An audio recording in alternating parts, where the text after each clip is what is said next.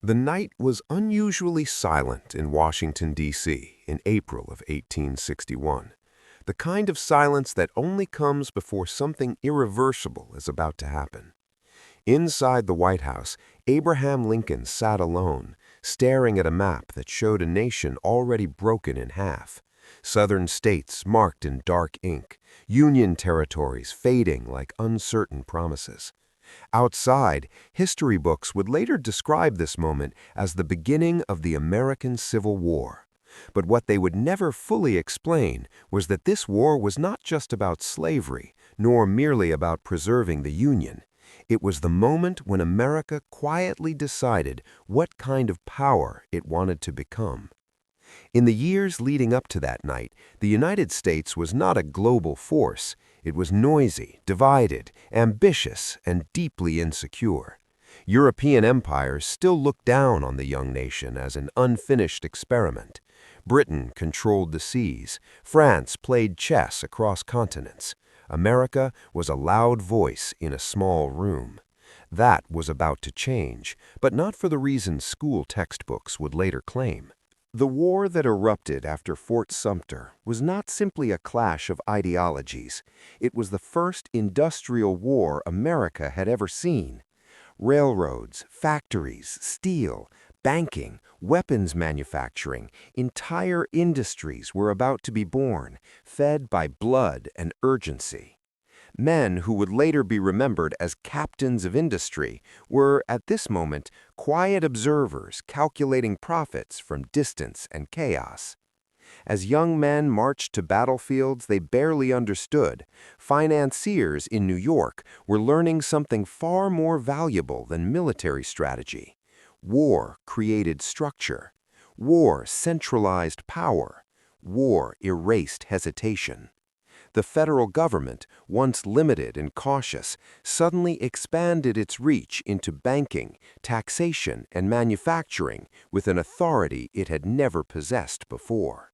The first national income tax was introduced not because Americans wanted it, but because war demanded it. The first centralized banking system emerged not from democratic debate, but from logistical necessity. Greenbacks flooded the economy, untethered from gold, quietly teaching the nation that money itself could be shaped by political will.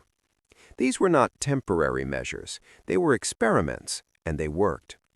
While soldiers died in muddy fields like Antietam and Gettysburg, another battlefield formed far from gunfire.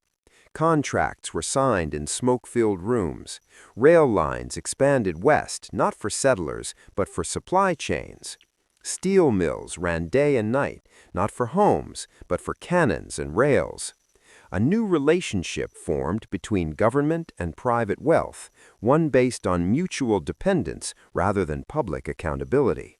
By the time the war ended in 1865, America had lost more lives than in any conflict before or since, but it had gained something far more consequential: the machinery of power. The federal government was no longer a referee between states, it was an engine, and engines require fuel. Reconstruction, often portrayed as a moral attempt to heal the nation, became something far more complicated in practice. The South lay economically shattered, its labor system destroyed but not replaced with justice. Northern industries stepped in, offering loans, infrastructure, and control. The war had ended, but conquest continued, this time through debt, contracts, and dependency. Former slaves were technically free, but economically trapped. Former Confederate elites were politically weakened, but financially rehabilitated through cooperation. Meanwhile, Northern tycoons grew unimaginably wealthy, their fortunes built on wartime contracts, now redirected toward railroads, oil, steel, and finance. Names like Rockefeller, Carnegie, and Morgan would later be polished into symbols of ambition and innovation. But their rise followed a clear pattern established during the war: leverage crisis, consolidate resources, influence policy, repeat. This was not accidental, it was learned behavior.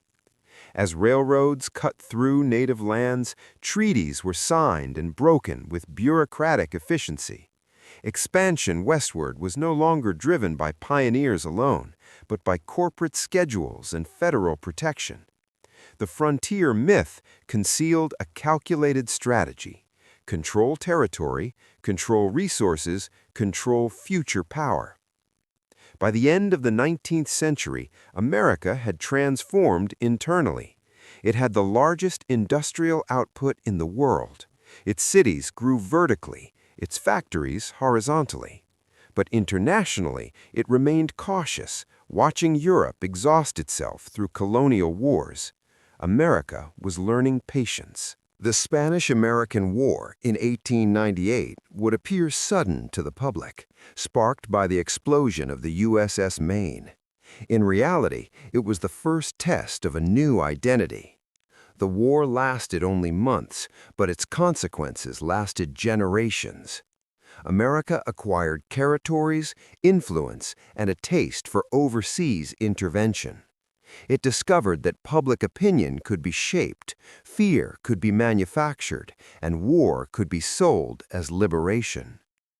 By the time the 20th century arrived, the United States no longer asked whether it should become a global power.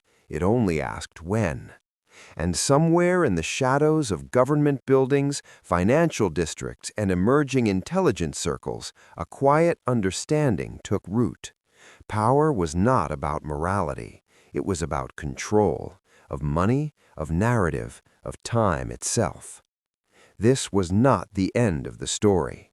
It was only the moment America learned how to begin.